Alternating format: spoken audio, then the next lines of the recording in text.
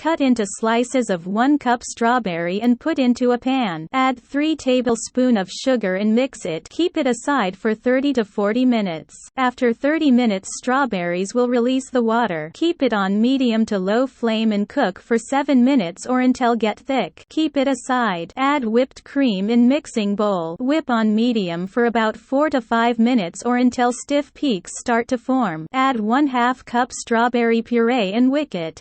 Cut the cake into 2 layers. Place the first cake layer on your cake base or turntable. Pour ready milk on this layer, then spread cream frosting.